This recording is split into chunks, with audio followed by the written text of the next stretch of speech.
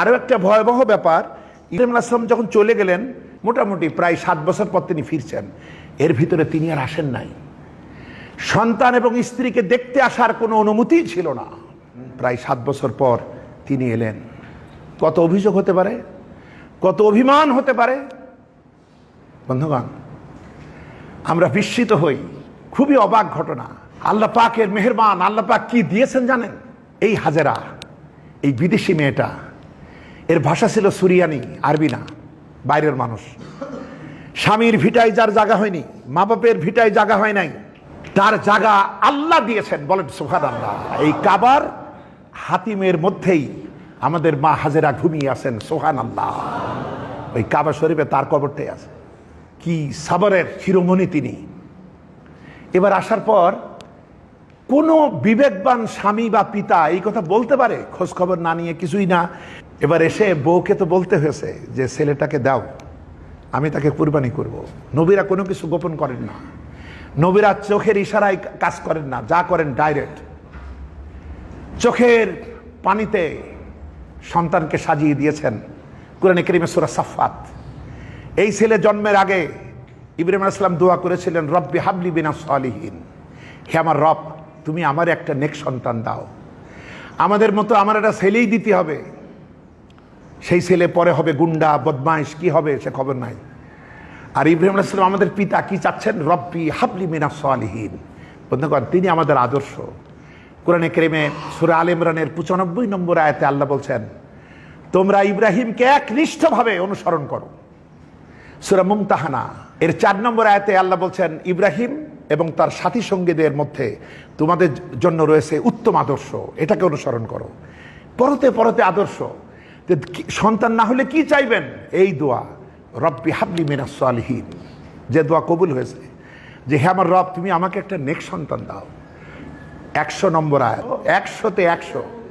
এবার 101 নম্বর আয়াতে আল্লাহ জবাব দিচ্ছেন, ফাবাশশারনাহু বিগুলামিন হালিম, আমি তাকে একটা সুস্থির, সুবুদ্ধি সম্পন্ন, সাবর অবলম্বনকারী একটা সন্তানের সুসংবাদ দিলাম। এই সন্তানটা আজকে বাপের হাত ধরে প্রথম হাঁটছে। সফরটা মিনার দিকে। কি মর্মান্তিক সফর! মিনা কি? মিনা হলো ল্যান্ড অফ স্যাক্রিফাইস, সর্বস্ব ত্যাগের ময়দান। বিষয়টা সহজ কিছু না, কঠিন। এখান থেকে শুরু। বাচ্চাটার হাত ধরে মিনার দিকে নিয়ে যাচ্ছেন। এবং 102 নম্বর আয়াত, ইব্রাহিম আলাইহিস সালাম দেখেন কোনো কিছু জোর করে করেন না। আমার ছেলে তোর বলতে যাব কেন? না, নবীদের ভিতরে মানবতাবোধ, নবীদের ভিতরে বাক স্বাধীনতা, পছন্দ, উদারতা কতখানি দেখুন। ইব্রাহিম আলাইহিস সালাম 102 নম্বর আয়াতে বলছেন, ইয়া বুনাইয়া, ও আমার কলিজার টুকরা সন্তান। আহা, মনে হয় যেন মিঠাই কিনে দেবে। এত আদর করে ডাকছে, মনে হয় কোনো একটা গিফট দেবে। আপনি ভাবতে পারেন, ইয়া বুনাইয়া ইন্নী আরা ফিল মানামি আন্নী আযবাহুকা ফানজুর মাযা তারা। আব্বুজান, আমি স্বপ্নে দেখলাম আমি তোমাকে আল্লাহর পথে জবাই করছি। এই ব্যাপারে তোমার অভিপ্রায় কি? এত পছন্দ করলেন আল্লাহ এই ছোট্ট বাচ্চাটার কথা। বাপ নবী, ছেলে এখনো নবী হননি, কিন্তু ছোট বাচ্চাটা এত সুন্দর জবাব দিলেন। পিতার কথার সাথেই এই কথা মিলিয়ে 102 নম্বর আয়াত, বাপ বেটা দুজনের কথাই এক আয়াতে। সুবহানাল্লাহ। ইয়া আবাতিফ আল মা তুমার সাতাজিদুনি ইনশাআল্লাহু মিনাস সাবিরিন। আব্বাজান, আপনি তাই করুন যা করতে আপনাকে হুকুম করা হয়েছে, যা করতে আপনাকে নির্দেশ করা হয়েছে। এই এতদিনে মা তাকে বুঝাই দিয়েছে। বাপ আসে না বলে আমাদের যদি একটু দেরি হয়, মা কত অভিমান শিখায় ছোট বাচ্চাকে আমাদের সমাজে। একদিনও কোনো অভিমান শিখায়নি, বরং বাপের এক বিশাল পরিচয় সন্তানের দিলে তার মা রোপণ করে দিয়েছে। এজন্যই সহজ হয়েছে এই মর্মান্তিক প্রস্তাব সামনে রাখা। এবং ছোটবেলায় ছেলে বুঝেছে তার বাপ নবী। নবীর স্বপ্ন কখনো স্বপ্নের মানে থাকে না, সেটা ওহী। সুবহানাল্লাহ। তাই পুত্র বলছে, আব্বা আপনি তাই করুন যা করতে আপনাকে নির্দেশ করা হয়েছে। আল্লাহ যদি চান আপনি আমাকে সবরকারী রূপে পাবেন। সুবহানাল্লাহ, আমি সবর করব। এবার যখন রেডি হয়েছে, 103 নম্বর আয়াত, ভালো করে বোঝেন, সূরা সাফফাত, সূরা ইয়াসিনের পরের সূরা। ওই যে বলল আসলিম, সারেন্ডার করো। এবার আল্লাহ সার্টিফিকেট দিচ্ছেন, ফালাম্মা আসলামা ওয়া তাল্লাহু লিল জাবিন, বাপ বেটা দুজনই আত্মসমর্পিত হয়েছে। সুবহানাল্লাহ। আর কি করবে? বাপকে আল্লাহ বলল আত্মসমর্পণ করো, আর ছেলেও আত্মসমর্পণ করলো।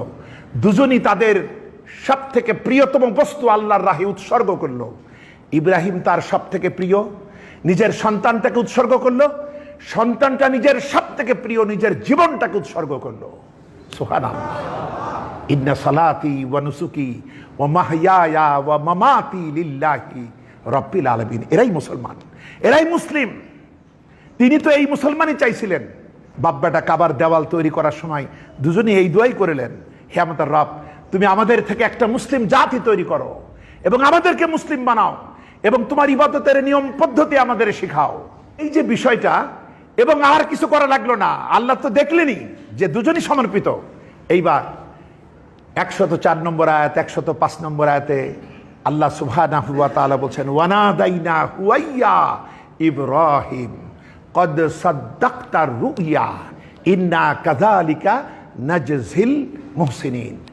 আমি ইব্রাহিমকে ডেকে বললাম, ইব্রাহিম রে, তুমি তো তোমার স্বপ্নটাকে একেবারে বাস্তবায়ন করে দেখালে। সুবহানাল্লাহ। আর আমি এভাবেই সৎকর্মশীলদেরকে পুরস্কার দিয়ে থাকি।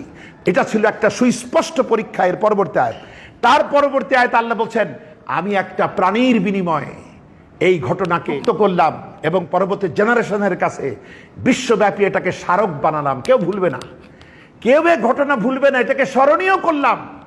109 নম্বর আয়াত আল্লাহ বলছেন, সালামুন আলা ইব্রাহিম, ও ইব্রাহিম তোমার সালাম, তোমার উপরে আমার রহমত বর্ষিত হোক। সুবহানাল্লাহ। বন্ধুগণ, এই হচ্ছে আমাদের পিতা, আমরা তার সন্তান। সুতরাং আজরের ছেলে ইব্রাহিম যদি এই হয়, তাহলে ইব্রাহিমের ছেলে হিসেবে আমাদের কি হওয়া দরকার? বন্ধুগণ, এজন্য আজকে আমাদের কত সহজ করে দেয়া হয়েছে। আজকে আল কোরআনের বিজয়ের জন্য, ইসলামের বিজয়, এটাই হলো ইব্রাহিম আদর্শ, এটাই মুহাম্মদী আদর্শ সাল্লাল্লাহু আলাইহি ওয়াসাল্লাম।